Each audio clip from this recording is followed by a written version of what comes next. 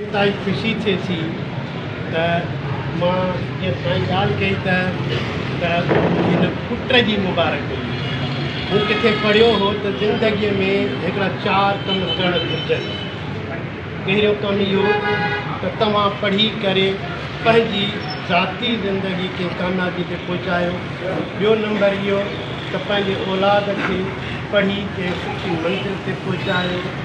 ऐं ॿियो नंबर इहो त पंहिंजी क़ौम खे गाइड कयो सुहासो हुन जा। ऐं चोथों कमु इहो त तव्हां को किताब ऐं वण लॻायो। इहे 4-5 कम त असां जेको नंढे हूंदे खां वठी मां रहियो आहियां उहो मां जिन बि दोस्तनि सां गॾु रहियो आहियां मां सिर्फ़ु पढ़णु सिखियो आहे। मां जेको बि कमु करणु चाहियो पंहिंजी क़ौम लाइ पंहिंजी धरती लाइ पंहिंजे छो त मां बि क़ौम जो हिसो। सरवर वारा साहिब खानवाणी कादिर बख्श भलाई इमाम बख्श भलाई इहे सभु दोस्त मुंहिंजा नंढड़े हूंदे खां वठी रहिया आहिनि, शुरू खां वठी रहिया आहिनि।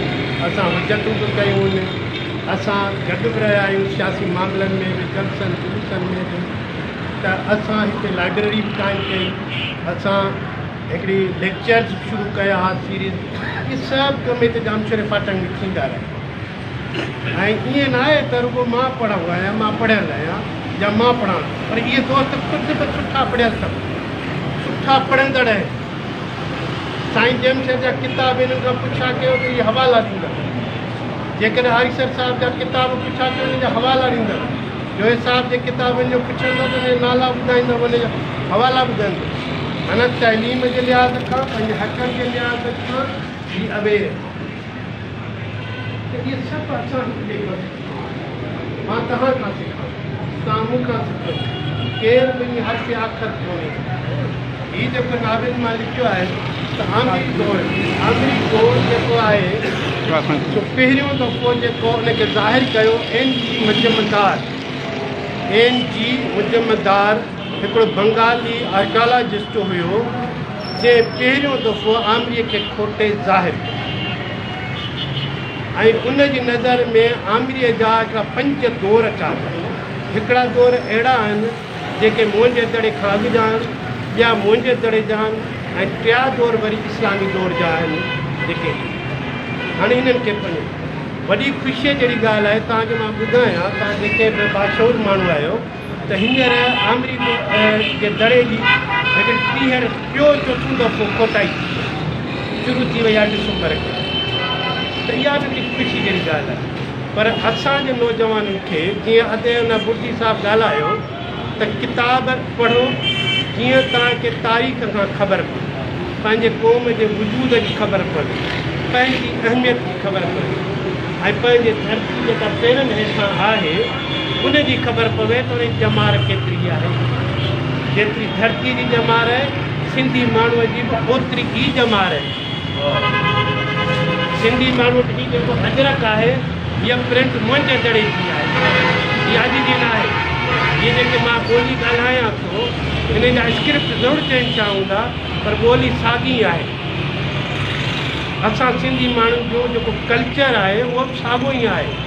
माना त तारीख़ बि असांजी हूंदी, पर अफ़सोस सां इहो चवणो थो पवे त असांखे तारीख़ जेका पढ़ाई थी वञे सा मोहम्मद बिन क़ासिम खां पोइ थी पढ़ाई।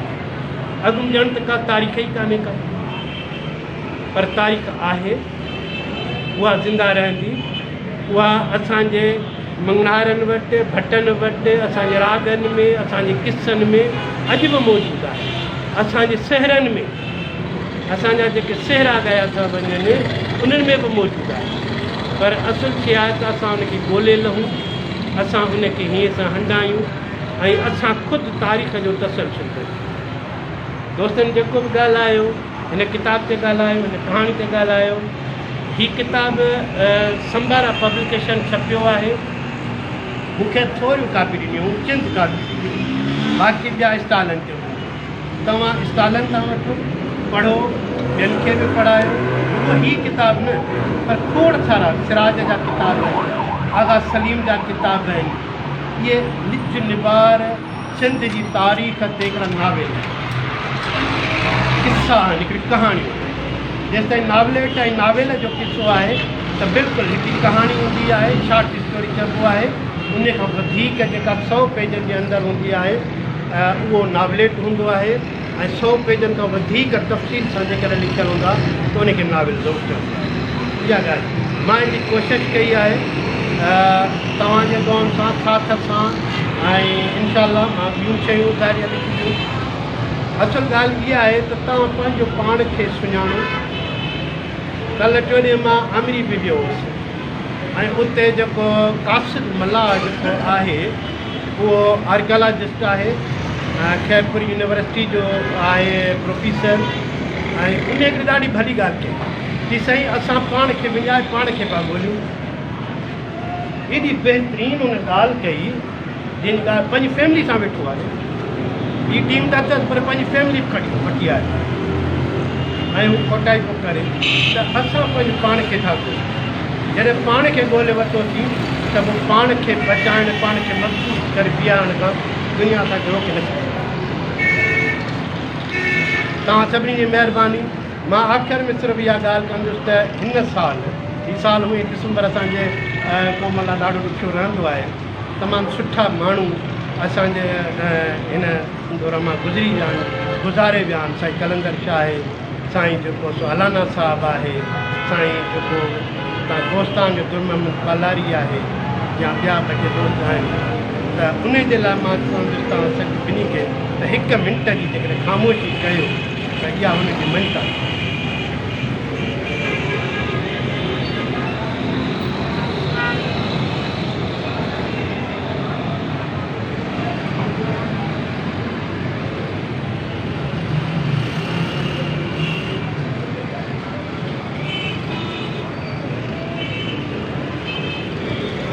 महिरबानी तव्हांजी।